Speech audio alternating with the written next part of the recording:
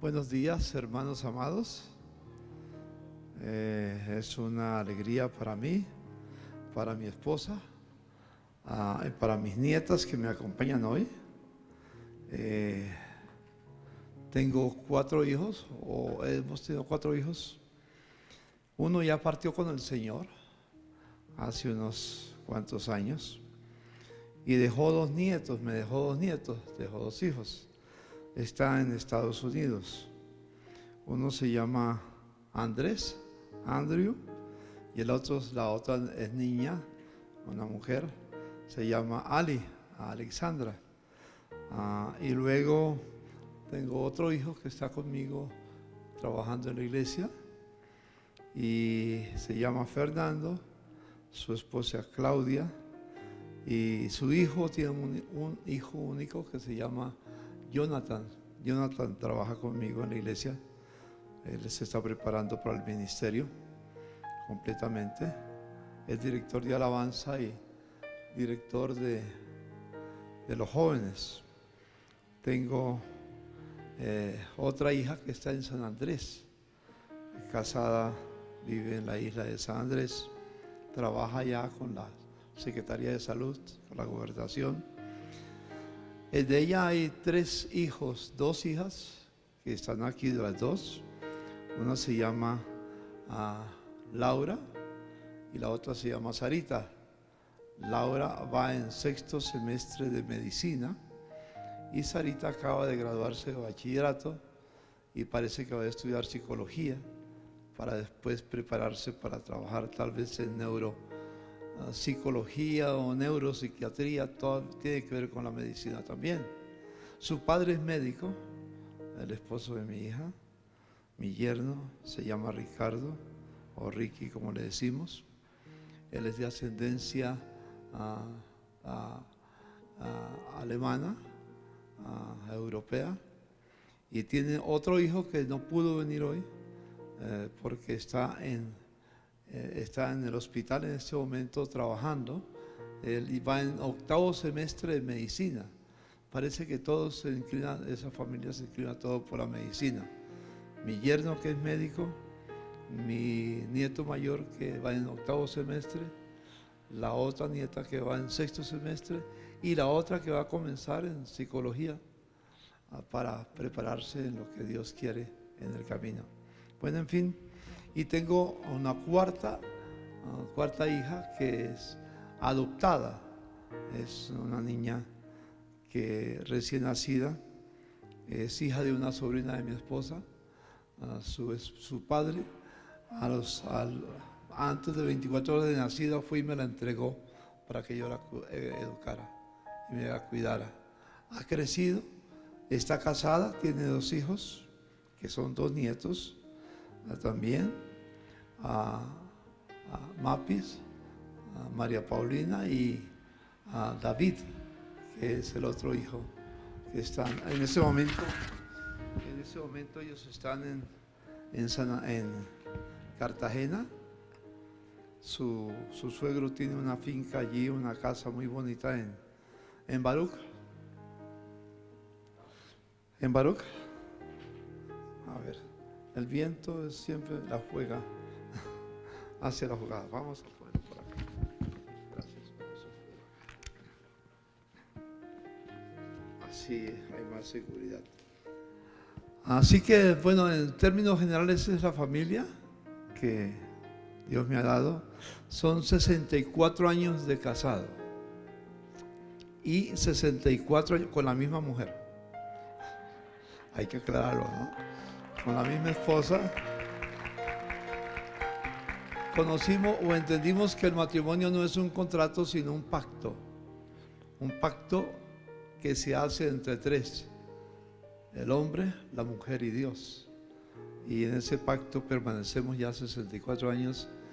Y yo creo que el resto, ya no hay más que hacer, sino, digamos, es la única bendición que tenemos eterna.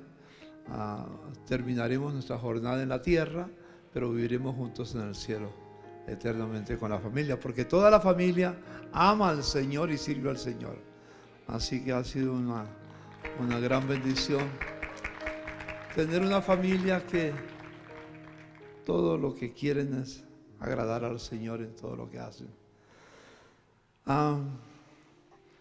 Tengo tanto que decir, hermano, que no sé qué decir. Agradezco a Henry y a Mabel la invitación que me han hecho para estar. Yo no sabía que habíamos hablado alguna vez, me mencionaba del SEDEC.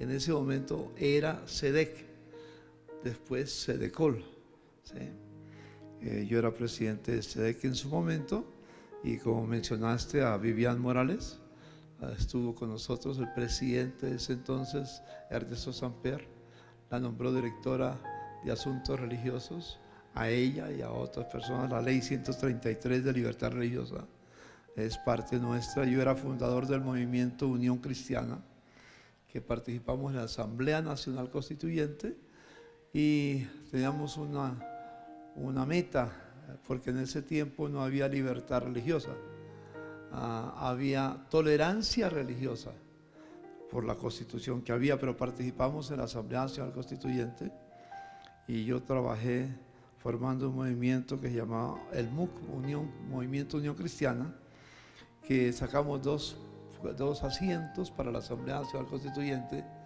y especialmente el doctor Jaime Ortiz Hurtado. En ese momento yo era presidente del Seminario Bíblico de Medellín, y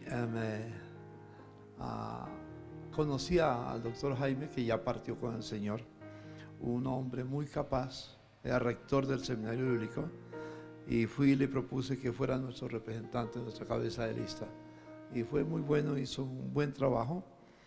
Y hay mucho en la Constitución política que nos rige en este momento que tiene que ver con nuestro trabajo que Dios nos ha permitido hacer, así que de una u otra manera hemos estado presentes.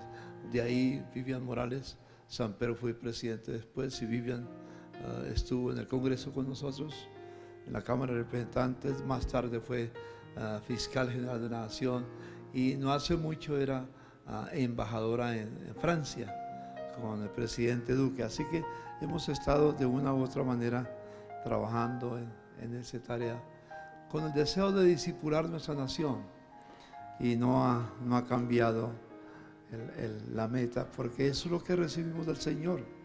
Es parte de la gran comisión, o en ese aspecto tiene un papel muy importante la gran comisión, que se encuentra en Mateo capítulo 28. Tal vez muchos de ustedes lo conocen, para otros es nuevo, pero para los que conocemos la Biblia, como mi hermano lo ha mencionado, la gran comisión que se centra principalmente en Mateo capítulo 28, versículos 16 en adelante, particularmente el 18 al 20, cuando Jesús, al resucitar, y a propósito, en el 2033 vamos a celebrar un evento singular.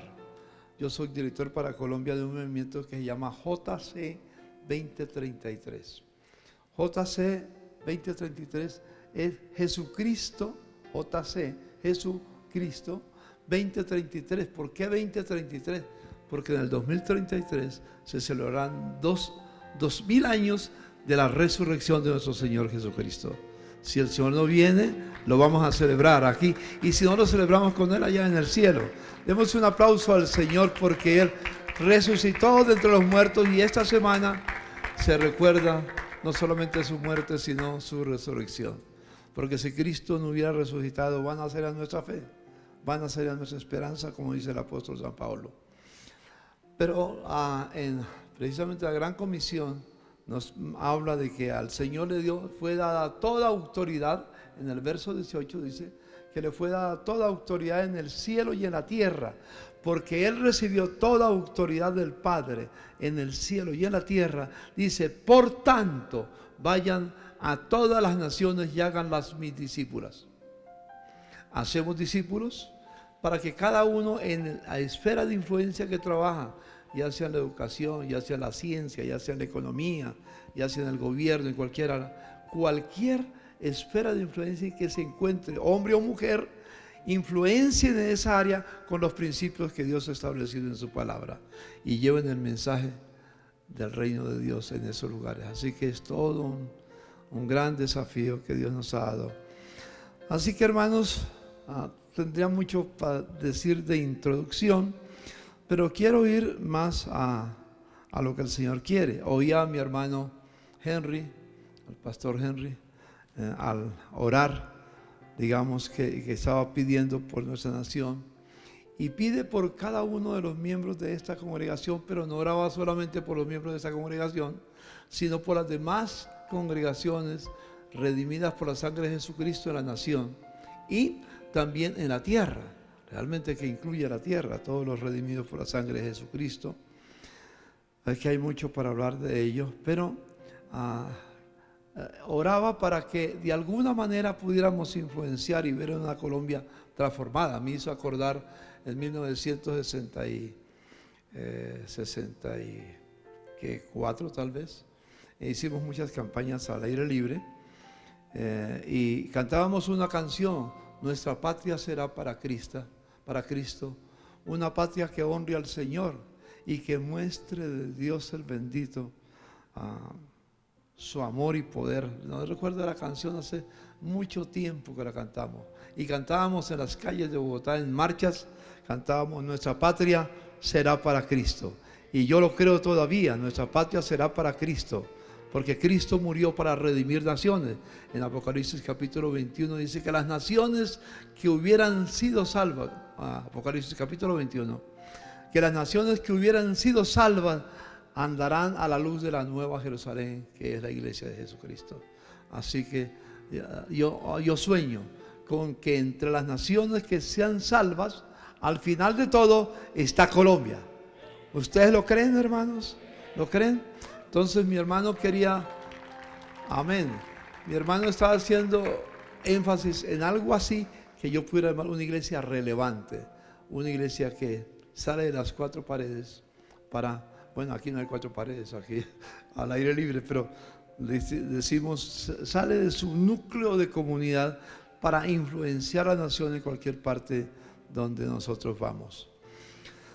Así que yo quiero esta mañana compartir con ustedes, después de esta introducción, hablar de el modelo para un discípulo. ¿Cuál es el modelo para un discípulo? Si tú quieres aprender de alguien que fue un discípulo en la tierra, creo que un discípulo que viene, creo que la palabra no existía, claro, no existía el español ni el inglés, ni ningún idioma de la tierra, porque no estaban creados los cielos y la tierra. Pero había alguien que era discípulo del Padre, y era el unigénito Hijo de Dios, que conocemos como Jesucristo, porque dice el apóstol San Juan en capítulo 3, verso 16 de San Juan, dice que de tal manera, ¿saben el texto? De tal manera, digan conmigo, de tal manera amó Dios al mundo, que envió a su Hijo unigénito, el único, para que todo aquel que en él crea no se pierda, mas tenga vida eterna. Tiene que ver con Jesucristo. El modelo de discípulo es Jesús, Jesucristo. Alguien puede decir que el pastor Henry no va a ser el modelo, él va a seguir el modelo, él va a seguir a Jesucristo, va como Pablo a seguir las huellas del Señor. Mabel va a seguir las huellas del Señor y no va a ser el modelo para ustedes, pero ellos van a influenciar en sus vidas para caminar, van a ser discípulos del Señor como Jesús fue discípulo del Señor. Y eso es lo que yo he querido en mi vida, ser un discípulo, porque mi modelo es Jesucristo. En un ministerio que empecé hace unos cuantos años, no sé si mi hermano Henry ha escuchado el ministerio Hombres de Valor. En 1995 comencé Hombres de Valor en Colombia, y yo era presidente o representante de un movimiento en Estados Unidos que se llamaba Promise Keeper, o cumplidores de promesa.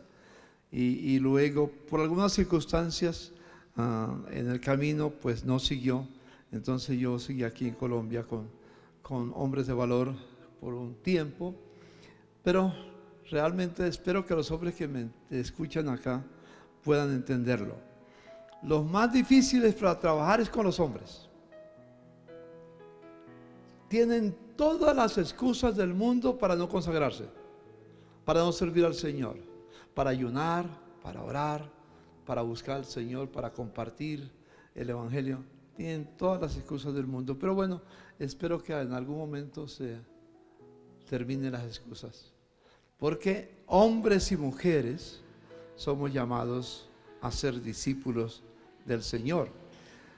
Y el Señor Jesucristo, por ejemplo, tenía una característica. Un discípulo tiene una característica en su vida. Un discípulo es uno que vive para hacer la voluntad de Dios. ¿Se acuerdan del Padre Nuestro?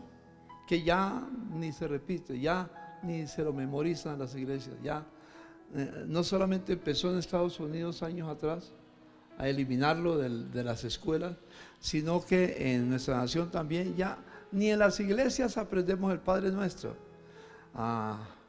Que, ¿se acuerdan? Padre nuestro que estás en los cielos, santificado sea tu nombre, venga tu reino y hágase tu voluntad, como en el cielo, así también en la tierra. Así comienza el Padre Nuestro, que está en Mateo capítulo 6, versículo 9 en adelante.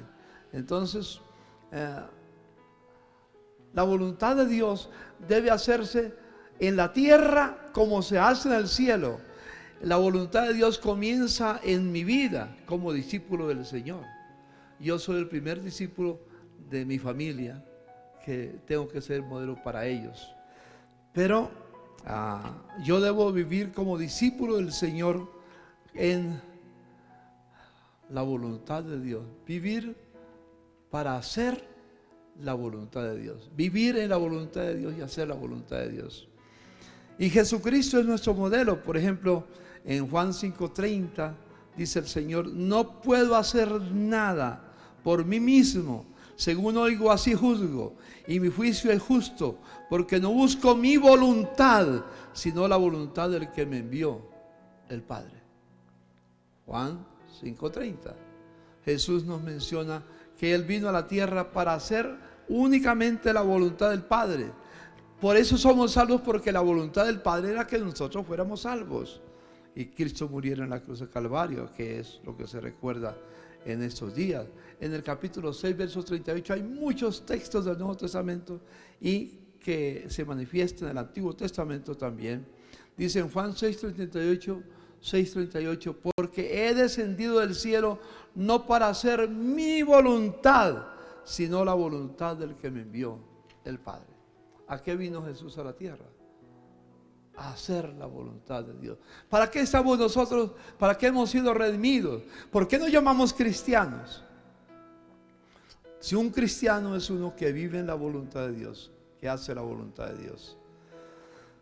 Digo esto porque eso fue parte de lo que yo aprendí muy temprano en mi conversión. Vivir para hacer la voluntad de Dios. No, y yo tenía unos sueños muy especiales que voy a contar dentro de mis sueños que tenía en la vida.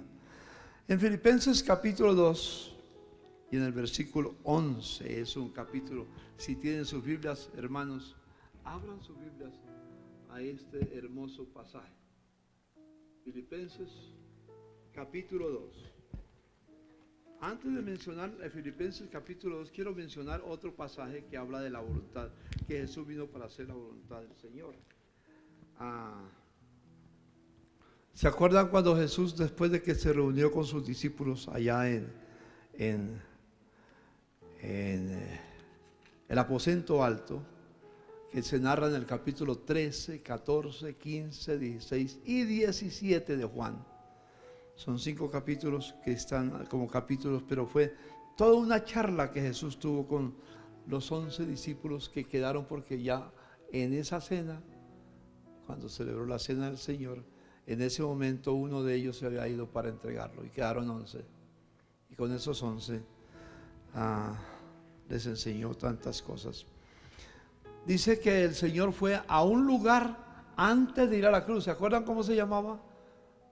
Se llamaba Getsemaní, el monte de Getsemaní, y fue para orar allá al Padre Celestial. ¿Se acuerdan la oración de Jesús? Cuando Él por 3 oportunidades ora diciendo: no se haga mi voluntad, si es posible, pasa de mí este trago amargo que él tenía que beber. Ese trago amargo. Pero no se haga mi voluntad, sino la tuya. De eso hay mucho que hablar, pero sería en otro tiempo poder hablar de ese tema, de la voluntad de Dios. Así que Jesús en todo, vino para hacer la voluntad de Dios. Y en Filipenses capítulo 2 hay un pasaje muy interesante que yo quiero dejarlo con ustedes en esta mañana. Hay tanto para hablar de él. En el capítulo 2 de Efesios, el apóstol San Pablo, que había conocido a Jesucristo como el Señor de su vida, escribe una carta desde la cárcel. Él está en la cárcel esperando ser libre, pero no fue libre, sino que fue decapitado allí en la cárcel en Roma. Escribe esa carta desde Roma estando en la cárcel. Y luego dice, para abreviar un poco el capítulo 2, y en el versículo 5 dice: haya pues en vosotros este sentir que hubo también en Cristo Jesús, el cual, siendo en forma de Dios, no estimó el ser igual a Dios, porque Él era igual al Padre, igual al Espíritu Santo, como la Trinidad, los tres son iguales, como cosa a que aferrarse, sino que, verso 7 dice, se despojó a sí mismo, tomando forma de siervo. Voy a leerlo todo y regreso a este versículo, verso 7. Dice: tomando forma de siervo, hecho semejante a los hombres, y estando en la condición de hombre, se humilló a sí mismo, haciéndose obediente hasta la muerte, y la muerte más infame de esa época, la muerte de cruz. Por lo cual Dios también le exaltó hasta lo sumo y le dio un nombre que es sobre todo nombre, para que en el nombre de Jesús se doble toda rodilla de los que están en los cielos y en la tierra y debajo de la tierra, y toda lengua confiese que Jesucristo es el Señor, para gloria de Dios Padre. El Señor es la palabra que en griego se dice Kyrios. Kyrios quiere decir la máxima autoridad, el ser supremo, no solo de la tierra, sino del universo. Jesús vino y el Padre lo exaltó a esa dignidad por su sacrificio en la cruz de Calvario. Otra vez este pasaje tiene mucha riqueza, la máxima autoridad. Así que lindo entender estos principios que tenemos en la palabra del Señor. Quiero referirme a la palabra que menciona en Filipenses capítulo 2 versículo 7. Se despojó a sí mismo y se hizo, vino a la tierra y se hizo siervo. La palabra siervo es una palabra que hoy tiene un contenido muy distinto al idioma original. Una de las cosas que debemos entender cuando leemos la Biblia, buscar entender cómo se usaban ciertas expresiones en su momento, porque al pasar 2000 años ya han cambiado el contenido, pero podemos verlo en la Biblia, es el mismo en la Biblia, pero en la sociedad es diferente. Hoy en día, siervo en el pueblo del Señor tiene una connotación muy diferente. ¿Qué es un siervo? Yo les voy a contar una historia, una anécdota personal. Es una historia, no es una ilustración simple, no es algo que leí, sino que lo viví en mi vida. Bueno, voy a contarla de una vez. Resulta que cuando yo me convertí en 1960, tengo 64 años de casado y 64 años de ministerio también. Y ya cumplí 84 años de vida, así que todavía tengo fuerzas para moverme en el camino. Y mi esposa cumplió 83 y parece que fuera quinceañera. Parece que tuviera 38, al revés los 83. Y cuéntenme a mí, 48, al revés de 84. ¿Sí? Resulta que nosotros nos convertimos bajo la influencia de unos hermanos jóvenes que vinieron de Estados Unidos, de la Universidad de Oral Roberts en Tulsa, Oklahoma. Había una universidad que se llamaba la Universidad de Oral Roberts. Y estos jóvenes venían con el fuego del Espíritu Santo y comenzaron a predicar el Evangelio, y Dios hacía milagros a través de ellos, maravillosos en ese tiempo. Y bajo la influencia de ellos, yo me convertí, y yo quería ser como aquellos jóvenes que impactaron, que Dios utilizó para impactar mi vida y llevarme a los pies de Cristo. Entonces, yo soñaba en mi caminar, en el pastorado, en mi adolescencia pastoral, joven, de 20 años, empecé el pastorado. Yo soñaba con que un día, en ese tiempo se usaban lo que llamaban pasacalles, anuncios en la calle, de calle a calle, de acera a acera. Y yo soñaba con que en ese tiempo se usaba mucho con Luis Palao, con Alberto Motesi, con tantos evangelistas, con Gigi Ávila, tantos evangelistas que vinieron en ese momento, como Eugenio Jiménez y demás. Se usaban los pasacalles que decían quién venía, cuál era la fecha, dónde iba a ser y qué iba a pasar. Entonces yo soñaba, hermano Henry, yo soñaba con eso. Yo soñaba con que yo iba por los pueblos, por las ciudades de Colombia y tal vez por América Latina, con un letrero que ponía en el pasacalle que decía: el gran siervo de Dios, Héctor Pardo, ha venido a esta ciudad, traiga a los enfermos y vea el poder de Dios en acción. Ese era mi sueño, mi sueño. Y yo me fui a ayunar para tener la unción del Espíritu Santo. Yo quería enseñarle al Espíritu Santo lo que yo debía de ser. ¿Sí? Quería convencerlo de que yo era llamado para ser evangelista. Entonces me fui a ayunar y a orar. Después de un tiempo de ayuno y oración con mi pastor, que se llamaba Guillermo Acosta, regresamos a la ciudad. Y como a las 5 de la tarde, 5 o 6 de la tarde, y regresamos. Y mi esposa me iba a hacer, le dije: hágame un caldito suave para poder levantar el ayuno, algo muy, muy suavecito. Ya se puso a prepararlo y de repente me entró una llamada por teléfono. Una hermana que llama: pastor, sé que estuvo en ayuno y oración y quiero que venga y llore por mi esposo porque está muy enfermo y no sabemos qué va a pasar. Los médicos no le han dado mucho tiempo de vida. Entonces yo dije: Señor, gracias, porque acabo de llegar del ayuno y la oración y te pedí que me diera poder para sanar enfermos y viene el primero. Ya, yo dije: aquí empieza mi ministerio evangelista con sanidad. Así que me fui a orar por el enfermo. Llegué donde estaba, ahí en Bogotá, al sur de la ciudad. Entré a su habitación y estaba muy enfermo en la cama. Y yo llegué con el poder, con la autoridad, y le dije: en el nombre de Jesús de Nazaret, hermano, te ordeno que te levantes. No importa lo que los médicos se han dicho. Te ordeno a enfermedad que salga de él, muerte desaparece. Y yo, con toda la unción, que creí que no era unción, era emoción. Sí. O ilusión, no sé cómo se quiere llamar eso. Oré y después de orar por él le dije: hermano, mañana lo espero en la iglesia para que dé testimonio. Era un sábado, teníamos la iglesia, la escuela dominical a las 10 de la mañana, terminábamos a las 12, íbamos a almorzar y a las 2 volvíamos al culto evangelístico. Entonces llegué al culto evangelístico. Yo tenía que predicar en el culto evangelístico. Mi pastor no predicó. Yo prediqué. Y yo por la mañana me llamaron que se había muerto el hermano. Imagínense que el hermano se había muerto, por el que yo había orado para que se sanara.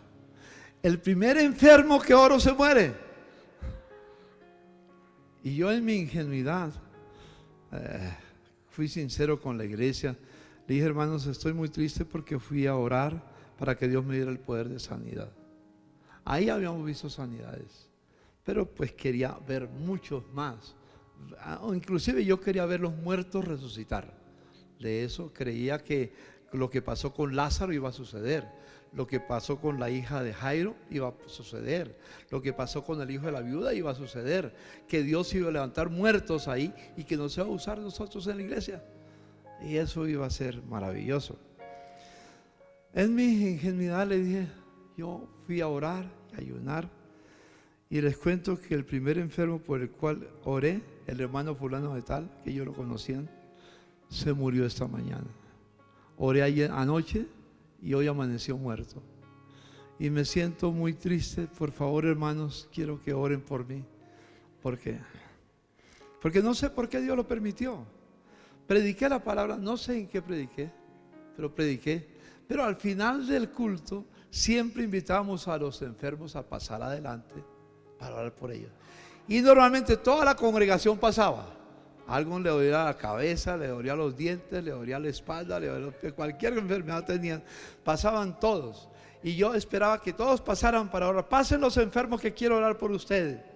No pasó ni uno. La primera vez que una congregación sana, totalmente, nadie pasó, nadie quería que le pasara lo que le pasó al hermano. Bueno, yo seguí frustrado porque no pude probar mi capacidad con los hermanos que estaban. Me fui otra vez a ayunar y a orar. Estaba ayunando y orando cuando Dios me llevó a un pasaje de la Biblia muy especial, que yo quiero que ustedes vayan conmigo a ese pasaje. Está en el libro, en el Evangelio según San Lucas. Es un pasaje muy especial.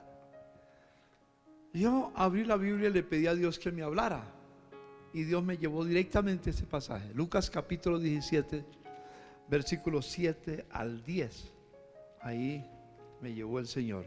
Miren lo que dice: ¿quién de vosotros teniendo un siervo? Siervo es la palabra dulos, la misma palabra que utiliza Pablo para hablar de Jesús como siervo. Dulos es un esclavo que no tiene derecho a nada sino a hacer la voluntad de su amo, no más. Por eso Jesús no hizo lo que él quería, sino lo que el Padre quería. Por eso siempre oraba: Señor, hágase tu voluntad, hágase tu voluntad. No nos enseñó a orar: hágase tu voluntad como en el cielo, así también entre nosotros. ¿Quién de vosotros teniendo un siervo? Usa una parábola para ilustrarlo. ¿Quién de vosotros que ara o apacienta ganado, al volver él del campo, luego le dice: pasa, siéntate a la mesa? Tres preguntas hace. Pero la primera pregunta: ¿quién de vosotros teniendo un siervo que ara o apacienta ganado, al volver el del campo, luego le dice: pasa, siéntate a la mesa? Primera pregunta. Segunda pregunta: ¿no le dice más bien: prepárame la cena, cíñete y sírveme hasta que yo haya comido y bebido, y después de esto come y bebe tú?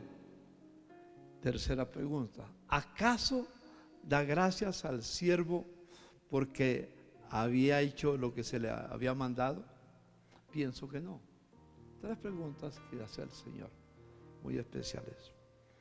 Que natural, una persona, como lo acabo de decir, una persona que era sierva, que era esclava, en otras palabras, dulos, esclavo sin ningún derecho,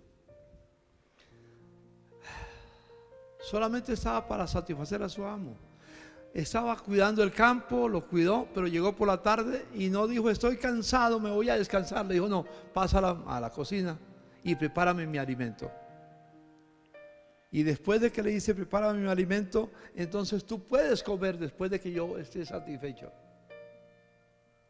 Un siervo no podía descansar hasta que su amo no estaba satisfecho con la tarea que había hecho. Eso es muy interesante que lo entendamos, porque si queremos que Dios esté satisfecho con nuestra vida, tenemos que hacer lo que Él nos manda. Porque estamos aquí en la tierra, como dije antes, para hacer la voluntad de Dios, para hacer la voluntad del Padre como Jesús la hizo. Y como siendo Dios se hizo hombre, se hizo siervo. ¿Para qué se hizo siervo? Para hacer la voluntad del Padre. Siempre, siempre. Entonces por eso dice la palabra, pienso que no le da ni siquiera gracias. Una palabra de cortesía que usamos cuando nos invitan a alguna parte, después de que hemos comido, decirle al anfitrión, a la anfitriona, gracias por la comida que estaba deliciosa. Pero el amo aquí se levanta y ni siquiera le da gracias, porque así era la condición en su época. Pero lo que más me llama la atención es el versículo 10. Si tienen sus Biblias, ábranlas o anótenlo en cualquier parte y buscan luego. Así también vosotros, tú y yo, así también vosotros, cuando hayáis hecho todo lo que os ha sido ordenado. ¿Cuántos de los que estamos aquí ya hemos hecho todo lo que el Padre nos ordenó? Examinar nuestra conducta, nuestra vida, nos pone en crisis. Pero bueno, Jesús dice, así también vosotros cuando hayáis hecho todo lo que ha sido ordenado, decid. ¿Qué debo decir yo? Siervo inútil somos, siervos inútiles somos, pues solo debíamos hacer lo que debíamos hacer. Hermano, eso es un pasaje muy frustrante. Para mí fue muy frustrante y tal vez para usted también. Cuando usted haga todo lo que Jesús manda, ¿de qué te gradúas? A ver. Díganlo, acaban de leerlo. De siervo inútil. Dígale al hermano que está a su lado, yo quiero graduarme de siervo inútil. Dígaselo, no le dé temor, no le dé angustia. Porque nosotros estamos en la tierra para hacer la voluntad de Dios, siempre. Y cuando hacemos la voluntad de Dios, entonces no hay un gran siervo de Dios. Todo lo que yo me titulé en esos días empecé a titularme porque sigo titulándome. ¿Sí? Yo no puedo sacar maestría en siervo inútil porque todavía siento que no he hecho todo lo que el Padre me envía. Cada día cuando leo la Biblia encuentro cosas nuevas que no he hecho y tengo que tomar una decisión, o las hago o no las hago. ¿Cuál voluntad debe de hacerse? ¿La voluntad de Dios o la mía? Dígale a su hermano que está a su lado, ¿cuál voluntad se debe hacer en tu vida? ¿La de Dios o la tuya? Y usted le responde a él, ¿cuál? La de Dios. ¿Cuántos están listos para hacer siempre la voluntad de Dios? Levante la mano. Levante, bien alto, bien alto. Yo sé que algunos no quieren levantar la mano porque saben que tiene un precio, ¿sí? O no lo han entendido todavía. No es fácil entenderlo. No es fácil. Y yo entendí ese día que yo no era un gran siervo. Tan solo era un siervo inútil. Ni para eso todavía servía. Porque me faltaban muchas cosas para aprender, para vivir. Y como dijo Pablo, no lo he alcanzado todavía, pero prosigo a la meta a ver si lo alcanzo. Yo quiero en mi vida, los años que me resten en la tierra, 10, 15, 5, 6, 1, no sé cuántos años que me resten en la tierra. Tengo un solo sueño, hacer la voluntad de Dios. No más. Hacer la voluntad de Dios. Eso es el anhelo de mi vida. Ese es el sueño de mi vida. Y con ese sueño he estado levantando la familia. Mis hijos, mis nietos, mis hijas, mis yernos, toda la familia deben saber que tenemos una meta en la vida: vivir haciendo la voluntad de Dios, y vivimos para hacer la voluntad de Dios. Y no lo digo solamente como esposo, como padre de familia, como abuela, o como alguien que va a tener más generaciones, porque mis nietos se van a casar y tendré bisnietos. Y esos se van a casar y tendré tataranietos. Y después yo no sé cómo sigue la lectura, tátara de los tátara, hasta 1000 generaciones, dice la palabra del Señor. Y yo anhelo que hasta 1000 generaciones, mis generaciones, sirvan al Señor, aman al Señor y estén en la tierra para hacer la voluntad de Dios. Ese es el anhelo de mi vida. Hermanos míos, es un gran reto el que se tiene cuando conocemos lo que el Señor quiere de nosotros. Hay una historia que voy a terminar con ella en el Antiguo Testamento para llegar a un punto central. Está en el libro de Deuteronomio. Si ustedes van conmigo al 5.º libro de la Biblia, Deuteronomio. Deuteronomio en el capítulo 15. Capítulo 15. Voy a leerlo y hago una breve explicación del texto. Capítulo 15 y el versículo 12 en adelante, del 12 al 17, si no me equivoco. Capítulo 15, dice el versículo 12: si se vendiere a ti tu hermano, hebreo o hebrea, y te hubieres servido como siervo, te hubieres servido 6 años, al 7.º año le despedirás libre, y cuando lo despidiereis libre, no lo enviarán con las manos vacías. Le abastecerás libremente de tus ovejas, de tu era, de tu lagar. Le harás de aquello en que Jehová te hubiere bendecido, y te acordarás que fuiste siervo en la tierra de Egipto, y que Jehová tu Dios te rescató. Por tanto yo te mando esto hoy. Ese es el mandato del Señor. Pero aquí aparece algo en el camino. Dice el versículo siguiente, el versículo 16: pero si él, el siervo, te dijere, no te dejaré, porque te ama a ti y a tu casa, porque le va bien contigo, es decir, a tu casa, con tu esposa, con tus hijos, con tus descendientes, y le va bien contigo, entonces tomarás una lesna y horadarás su oreja contra la puerta, y será tu siervo para siempre. Así también harás a tu criada. Déjeme narrarlo un momento, llevarlo a la historia. Esto sucedía con los mismos judíos. Cuando habla de siervos acá, habla de siervos judíos que se vendían porque tal vez la cosecha ese año había fracasado, por el clima, por alguna plaga que hubiera venido, alguna cosa, y fracasó la cosecha y se quedó sin nada, porque era un pueblo agrícola. No era un pueblo como tenemos hoy en día en la era postindustrial, en que vivimos de otra manera. Era agrícola. No tenía nada con qué, y lo único que podía hacer era venderse a alguien de su misma raza, venderse para que por 6 años se vendía. Y estaba listo para hacer todo lo que su amo le dijera.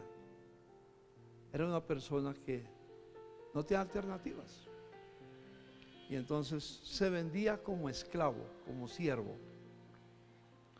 Cuando llegaba el 6.º año, su amo le decía: mira, se está cumpliendo el 7.º año, te voy a dar de mi cosecha, te voy a dar de lo que Dios me ha bendecido, muchas cosas.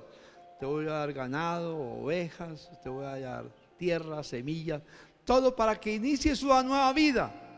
Muchos de esa época me imagino que salían felices para comenzar la vida otra vez, con la nueva oportunidad que Dios les brindaba a través de su amo, del que lo había salvado en esos días que había pasado en dificultades.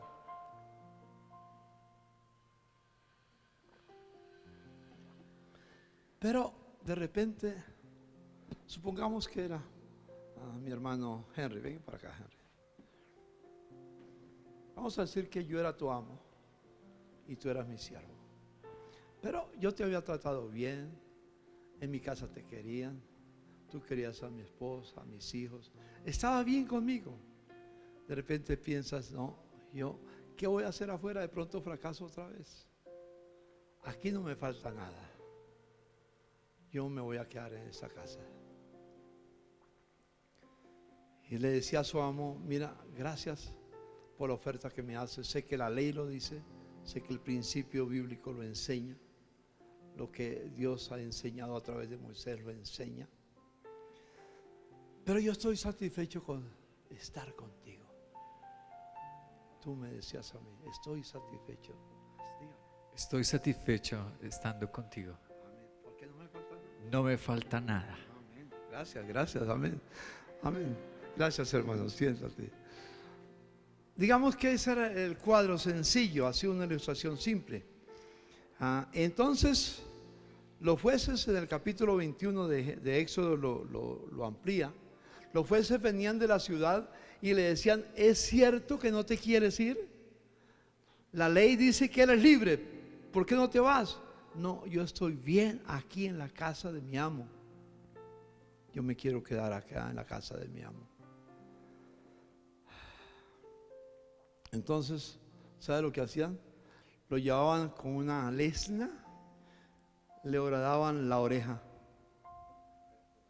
la perforaban, la oreja.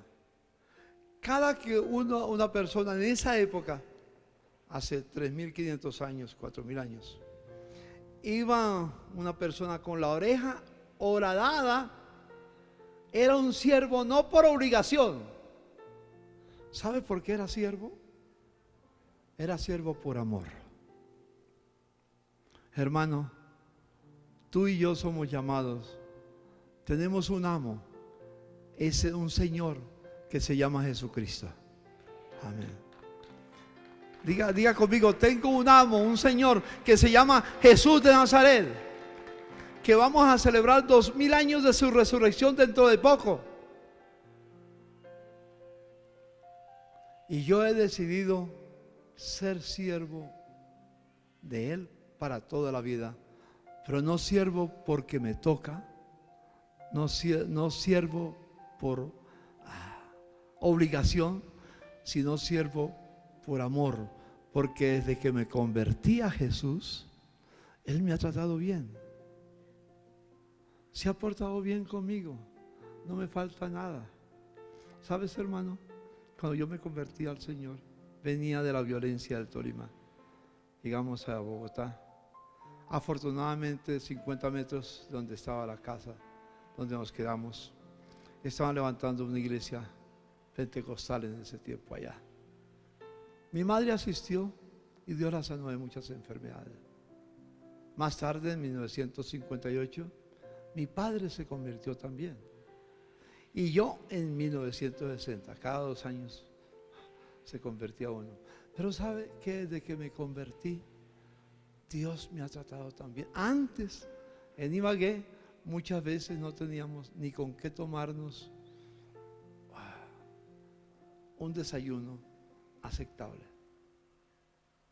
Ni siquiera un huevo nos podíamos comer, porque en la casa se compraba un huevo a la semana. Era para mi padre.